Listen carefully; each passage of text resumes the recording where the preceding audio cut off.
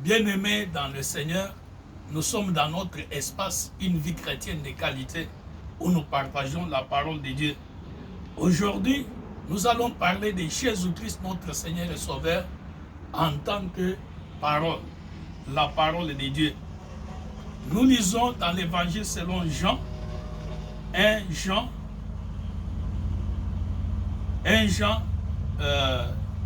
verset 1er à 3, nous lisons ceci. Au commencement était la parole, et la parole était avec Dieu, et la parole était Dieu. Elle était au commencement avec Dieu. Toutes choses ont été faites par elle, et rien de ce qui a été fait n'a été fait sans elle. Amen, amen, amen. Bien-aimés, ici Jean nous parle de Jésus-Christ en disant que Jésus-Christ est la parole de Dieu. Vous savez, bien-aimés, notre Dieu et Père, ce n'est pas un Dieu à faune. Il n'est pas comme les idoles, des morceaux de bois, des morceaux de fer ou bien de métal. Notre Dieu, c'est un Dieu qui parle. Il a parlé à toutes les personnes qu'il a rencontrées pour se révéler et pour leur donner des directives. Et vous savez, quand nous lisons la Bible au commencement, dans Genèse, chapitre 1er, les 3 premiers chapitres, la Bible dit au commencement, Dieu créa les cieux et la terre. La terre était informe et vide, ainsi de suite. Et on dit Dieu dit, Dieu dit. Donc Dieu prononça la parole pour créer l'univers, les cieux, la terre. Les êtres visibles et invisibles ont été créés par Dieu par la parole. Les galaxies, la lune, les étoiles, le soleil, les éléphants, les arbres. Non, toutes ces choses ont été créées par la parole de Dieu. Il n'y a que l'homme pour lequel Dieu a pris les sols, il a pris l'argile, il a formé le corps et puis il a sifflé en lui pour lui communiquer le souffle de vie et ainsi l'homme est devenu un être vivant. Mais pour les autres choses, Dieu les a créées par sa parole. La parole de Dieu est créatrice. La parole de Dieu est transformatrice. La parole de Dieu est puissante. C'est par la parole que Dieu a créé. Et Jean nous dit que cette parole par laquelle Dieu a créé, c'est Jésus-Christ lui-même. C'est Dieu lui-même. Jésus-Christ, notre Seigneur et Sauveur. Le monde dans lequel nous vivons n'est plus parfait comme Dieu l'avait créé. Parce qu'il est intervenu le péché. Le diable est venu là tromper l'homme. Et l'homme a cru au mensonge. Et puis, le monde a été perturbé. Le monde est contaminé par le péché. L'homme est malade. Les autres créatures sont malades. Et c'est pourquoi il y a même les vétérinaires pour soigner les animaux. Il y a des sciences comme la phytopathologie qui étudient les maladies des plantes. Même les plantes sont malades. Le monde a été affecté, infecté par le péché. C'est ainsi que pour sauver le monde et pour sauver l'homme, Dieu a fait que la parole créatrice vienne au milieu de nous. Quand nous lisons Jean, toujours Jean 1, 14, Jean nous dit que la parole a été faite chair. Donc, Jésus-Christ, Dieu créateur, est venu au milieu des hommes et il est entré au milieu de nous en tant qu'être humain.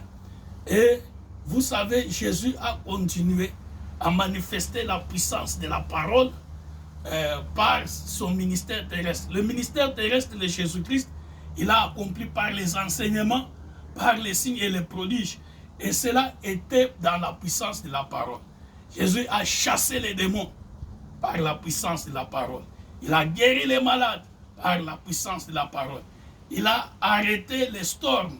Il a arrêté la tempête par la puissance de la parole. Il est allé au cimetière. Il a dit à Lazare qui était mort depuis des jours, Lazare sort. Et Lazare est sorti du tombeau. Le mort a récupéré la vie par la puissance de la parole. Jésus-Christ est la voix de la parole de Dieu. En Jésus-Christ, il y a la puissance transformatrice. C'est-à-dire, quand quelqu'un rencontre Jésus-Christ, il rencontre la parole de Dieu et la personne qui entend la parole de Dieu ne reste plus la même. Mais ici, il y a quelque chose que nous devons bien regarder. La Bible dit, au commencement était la parole. La parole était avec Dieu. Donc, il est très important, avant que nous puissions commencer quelque chose, que ce soit pour le mariage, que ce soit pour le business, que ce soit pour les études, ou pour n'importe quel problème important de notre vie, il est très important que nous puissions d'abord chercher à entendre les ainsi dit l'Éternel. Il ne faut pas commencer tout seul, et quand ça barde, ça se complique, vous commencez à pleurer, vous risquez de vous noyer, parce que vous avez commencé sans la parole, vous avez commencé sans Jésus-Christ, vous avez commencé tout seul. Il y a des gens qui commencent le mariage parce que la fille est belle, elle vient de telle ou telle famille, de telle ou telle autre église, et puis ça se complique. Et ils se noient parce qu'ils ont commencé en se basant sur la beauté, non pas sur le ainsi dit l'Éternel. Il y a une histoire que j'aime dans la Bible, la confrontation du mont Carmel. Cela n'a pas commencé par le prophète, Élie lui-même. Élie a entendu le ainsi dit l'Éternel, et puis il est allé confronter des multitudes de prophètes de Baal. Il en est sorti vainqueur parce qu'il est parti au commencement avec la parole de Dieu. Et bien aimé, une autre chose, quand nous entendons la parole de Dieu, comment est-ce que nous réagissons? Dans le livre des 2 Rois, chapitre 7, commencez par le premier verset, vous allez voir une histoire de la famine à Samarie. Et le roi consulte le prophète Élisée.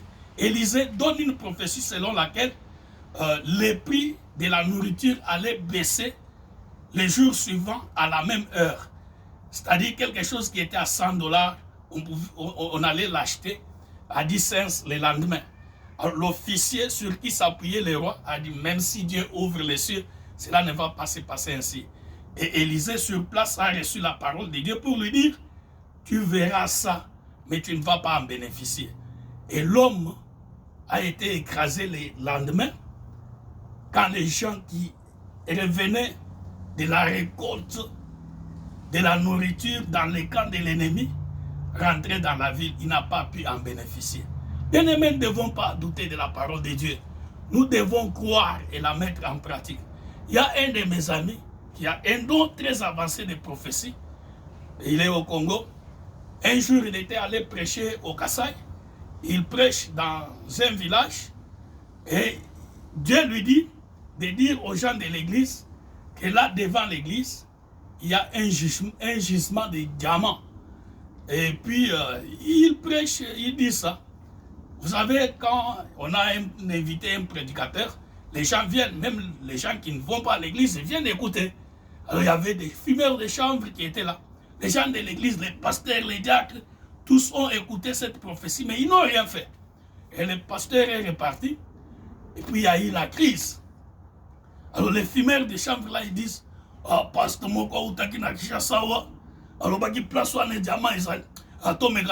ils sont allés, ils disent, un pasteur est venu de Kinshasa, il a dit qu'il y a le diamant là-bas. Allons essayer. Ils sont allés là-bas, ils ont creusé, ils ont eu beaucoup de diamants.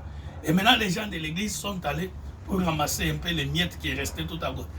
Bien aimé, même si un fumeur de chambre obéit à la parole de Dieu, il sera béni. Il sera béni parce que la parole de Dieu est créatrice. Elle est puissante, elle est transformatrice. Quand nous l'attendons, nous devons réagir. Nous devons agir en Jésus-Christ. C'est là que se trouve la voix de la parole de Dieu. Quand nous allons à l'église, n'allons pas à l'église pour écouter les pasteurs, mais pour chercher à entendre les ainsi dit l'Éternel. Dans la prédication, peut-être il y a un seul mot seulement que Dieu t'adresse, et ce mot-là, si ce mot vient de Dieu, qui vient de Dieu, s'adresse à ta situation, tu verras que ta situation ne sera plus la même, elle va changer. Jésus-Christ, c'est la parole de Dieu. En Jésus-Christ se trouve la puissance de Dieu. Jésus-Christ continue à parler. Et nous devons chercher à l'entendre. Mais pour que nous puissions distinguer quand Dieu nous parle, et parce que l'ennemi aussi parle. Quand Dieu nous parle, il ne nous dira jamais des choses qui sont contraires à sa parole qui se trouve dans la Bible. Habituons-nous à ce que Dieu dit dans la Bible. Lisons la Bible. Ainsi, nous serons aptes à discerner quand Dieu nous parle. Et quand Dieu nous parle, nous mettons ça en pratique, cela transforme notre vie. Que Dieu vous bénisse et qu'il bénisse sa parole.